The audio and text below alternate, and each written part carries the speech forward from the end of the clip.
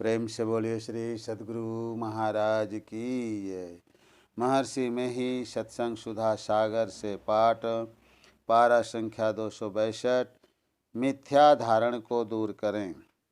धर्मानुराग्नि प्यारी जनता, जो कुछ पाठ आपको सुनवाता हूँ उन सब से आप निचोड़ निकाल लें।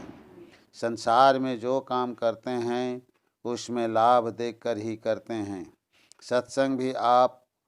सत्संग भी लाभ देखकर ही करना चाहिए।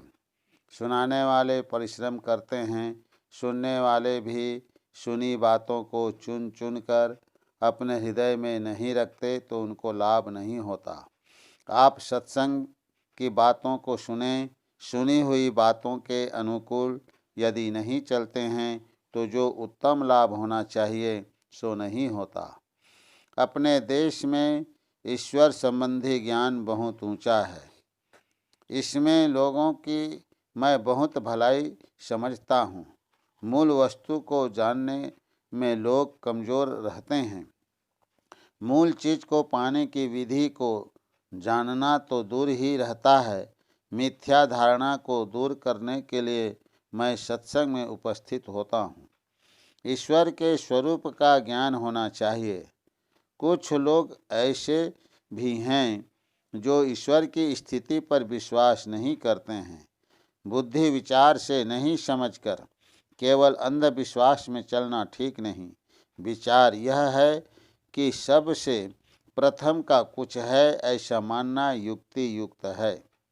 सबसे प्रथम का जो है वह असीम आदि अंतरहित है। वृत्ति तत्व विहीन होते हुए वह सर्वव्यापक है। बाह्य इंद्रियों को कुछ भी शक्ति नहीं जो उसे ग्रहण कर सके। केवल चेतन आत्मा को वह शक्ति है जो ईश्वर को चिन्हे और दर्शन कर सके। यह ज्ञान जब मजबूत हो जाता है तब इंद्रियों के ज्ञान में जो कुछ आता है उसे ईश्वर नहीं मानता। इंद्रियों के पंच विषयों को लोग जानते हैं, इनसे परे को नहीं जानते। इनसे परे ईश्वर हैं, यह विश्वास मजबूत होता है। इसी के वास्ते मैं प्रयत्न करता हूँ। लोग कहते हैं यह गंभीर विषय साधारण लोग समझ सकेंगे। मैं कहता हूँ कि ऐसा आलसी कहता है, प्रयत्न करने वाला नहीं कहेगा। जब सुग्गा सुनकर मनुष्य की बोली बोलने लग जाता है तब मनुष्य नहीं सीखे यह कहना ठीक नहीं। प्रयासी को विश्वास हो जाता है कि बिना पढ़े लिखे लोग भी सीख सकते हैं। मतलब कहने का कि सबको सुनाना जाए, सबको दिखाया जाए, सब कोई सुनने योग्य हैं। गुरु नानक देव ने कहा, चहूँ वरना को दे उपदेश। मैं भी इसी के लिए चेष्टा करता हूँ। ईश्वर संबंधी ज्ञान में जब यह सिद्ध हो जाता है कि ईश्वर पंच पापों से परे हैं तब बाहर में ईश्वर के पाने का यत्न व्यर्थ है। अपने अंदर में ही ज्ञान रहता है। सोचने समझने की शक्ति अंदर में है। बाहर में भी देखने की शक्ति अंदर से ही आती है। केंद्र में पहुंचने की शक्ति को विकसित करो। अपने को देखने के लिए शक्ति हासिल करो। मैं तो अंदर में कोशिश करता हूँ, मुझे कुछ न कुछ नमूना अवश्य मालूम है।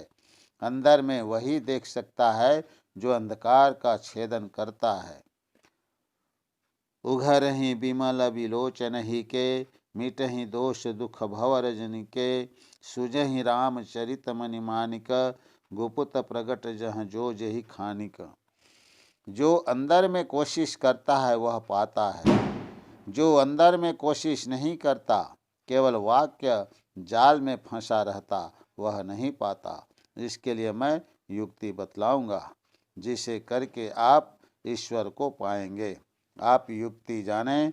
जब तक ईश्वर को इंद्रिय ज्ञान के परे नहीं जानेगा तब तक ईश्वर प्राप्ति का भेद उसके लिए कुछ नहीं।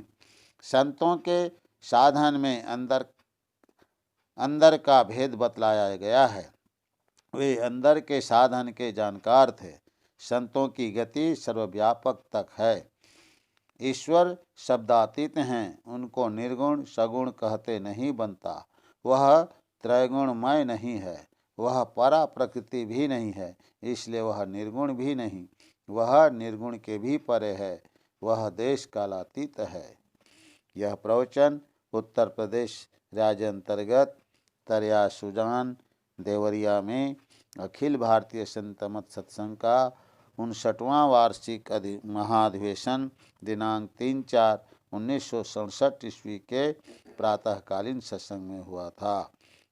बोलिए प्रेम से श्री सद्गुरु महाराज की जय।